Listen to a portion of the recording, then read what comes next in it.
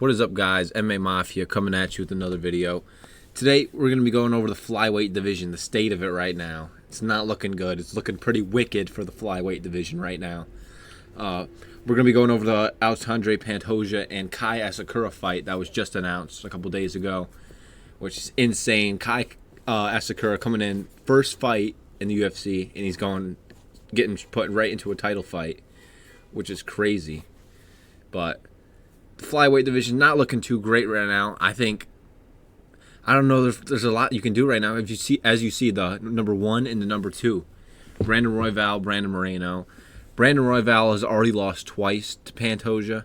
Brandon Moreno has lost 3 times. And looking at the number 3, I don't even want to look at the number 3. If Amir Albazi becomes champion, yeah, we close the division down. Now we really need to close down the flyweight division, Dana. Amir Albazi cannot become champ. I'd take Pantoja's boring ass over him.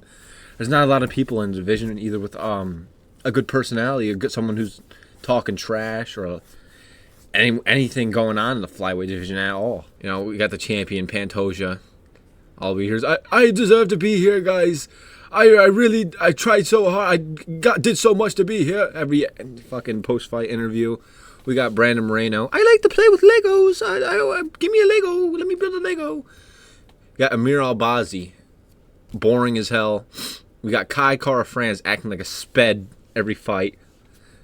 What's that thing he does at the weigh-ins where he sticks his tongue out? So we got his sped ass running around. We got not that much going on in the flyweight division. Manel Kape. He's at the bottom right now. Just lost to Muhammad Mokaev. Depressing as hell. You know, this division is not looking great. I'm telling you right now. You know, Kai Kara-France has only lost once to Pantoja, so maybe if Kai Kara-France can win one more fight or something, or I don't know, because Brandon Moreno and Albazi are fighting relatively soon. I think it might be in the beginning of, I think it's the beginning of November 2nd, right? So Brandon Moreno and Albazi will be fighting. I hope Albazi does not win that. I do not want to see Pantoja versus Albazi. It's going to be so boring. But we got Steve Erceg just got knocked out by Kai Kara-France after he put up a good fight against Pantoja too. You know, I thought Steve Erceg could have got the nod in that fight. I thought he did enough to beat Pantoja, and he did enough damage on the feet, but you know, didn't get the decision in that fight. Then just gets laid out by Kai Kara-France. Depressing. Mateus Nicolau seems like every time he gets put in a big fight or a step up, he just gets knocked out. So it's not looking good. This would be a great situation to have Demetrius Johnson in this division. That would make this division so much more exciting, you know. But he's retired now. It sucks that he can come back into the UFC since he has such a bad relationship with Dana and the UFC. But that would really shake things up, and I think that's what the flyweight division would need, something like that. Insane how Kai Asakura's first fight in the UFC, debut fight, he's going to be coming in and fighting for the title against Pantoja. Like, soon we're going to be seeing Pantoja versus Weili Zhang soon. At this point, we might see Alexandre Pantoja start fighting the fucking WMA fighters. At this point, there's no one really in the division right now. The division's dead. You know, we're kind of cooked here, chat. We might be cooked. But speaking of the Pantoja-Asakura fight, we've seen Kai Asakura, the way he gets his finishes on the ground, soccer kicks, knees to a ground opponent. I really hope he doesn't come in here and just soccer kick Pantoja on the ground and just knock him out cold. That'd be so bad.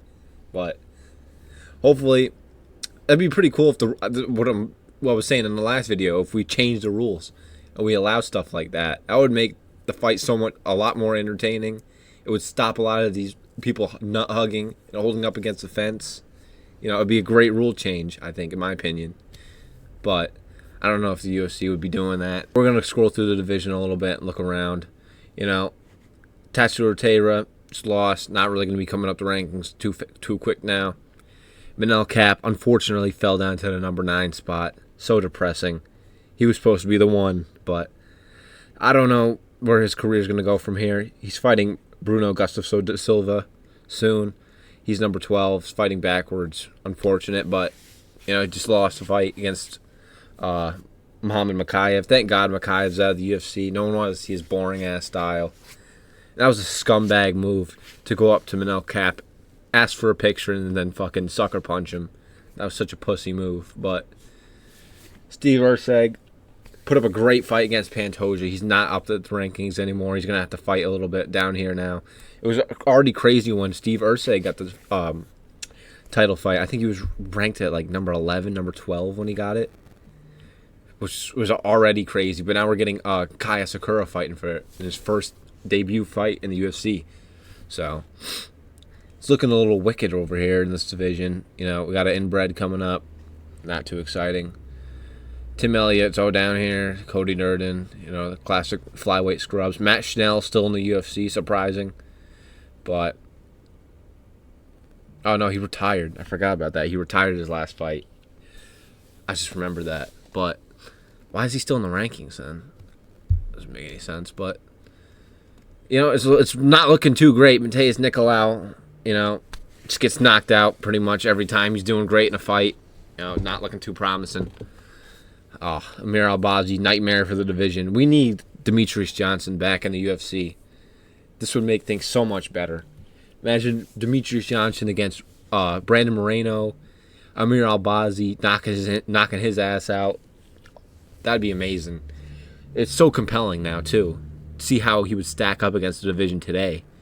You know? I want to see him against Steve Erceg. That fight would be so entertaining. Steve Erceg versus Demetrius Johnson. That'd be a great fight. Demetrius Johnson versus Royval. You know, I want to see him against all these top guys and see how well he would stack up today against the today's UFC flyweights. I think he would probably be the champion. Obviously, I think he'd be the champion. Pantoja's really not all that good, in my opinion. He's just tough. He's tough as fuck. You know, has never been finished before. It's only his 5 losses, all by decision. He's tough. He has a great chin, granite chin. He just walks forward. You know, just lay on top of you, hold you, control you on the ground.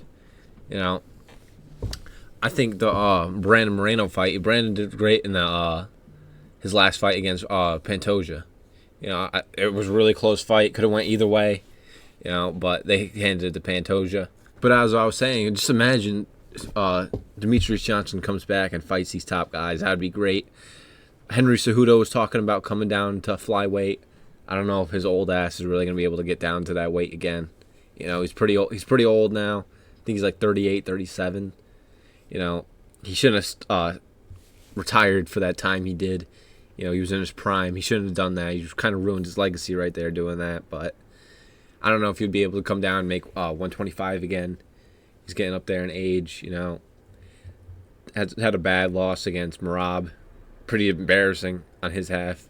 Just get picked up and picked up and brought across the octagon. You know. But it'd be cool to see him come down here and make things interesting, flyweight. But we'll have to see what happens with that. I don't think he'll come down, though. I think he was just talking a talk. But we need more personalities, and we need more talent at flyweight, like, immediately. It's not looking great for this division right now, you know. You have people coming in making their debut fighting for the belt. You know, the champion has already beat most of the guys twice in this division at the top right now. Amir Albazi's coming up. Jesus Christ, pray that he doesn't get up to the top. Brandon Moreno, please take him out. You know, I thought that fight against what's his name? It slipped my fucking head. Oh, Kai Kara France. The Kai Kara France Amir Albazi fight. I feel like that was a big robbery. I don't think Amir Albazi won that fight. You know, it's the same thing I've been talking about. You know, the damage over control. You know, these judges don't know what they're judging. They need to take their fucking eyeballs out and put them back in. You know, they're not watching what we're watching apparently, because the criteria in the UFC for this the scoring is damage over control. Damage over is pretty much damage over everything. But you know, judges don't really be following that. I guess the criteria just gets thrown out the window. You know, Manel Kape needs to be the savior of this division and start putting some wins together, getting up the rankings again. You know, I think if he can get to the top and he can get to the belt, it would save the division completely. He's a great fighter, entertaining fighter, talks a lot of trash. Manel Kape, you need to stand your base. Stand your base, Manel Kape. He needs to stand his fucking base, get up that division, knock these motherfuckers out, call more people. I can't even say the word. It rhymes with slag, starts with an F. He needs to keep saying that on the microphone. And, he needs to keep getting up that rankings. Hopefully that happens. Hopefully he wins his next fight. I think he'll win that. But that's pretty much it. I just wanted to come on here and talk about this because it's pretty outrageous that Kape Asakura is going to be coming in here, getting a title fight, his first fight in the UFC. Flyweight division is pretty cooked right now.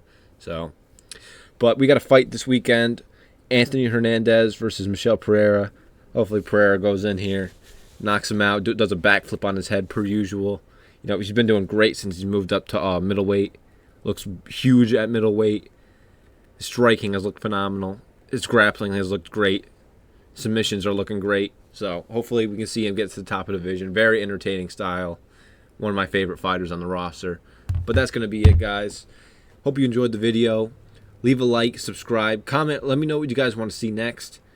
I'm going to be doing streaming soon. I'm still waiting just to get this channel kicked off a little bit more. Get the ball rolling on this channel. So like and subscribe. Share the video. Comment. Let me know what you guys want to see. And I'll see you guys in the next one. Peace.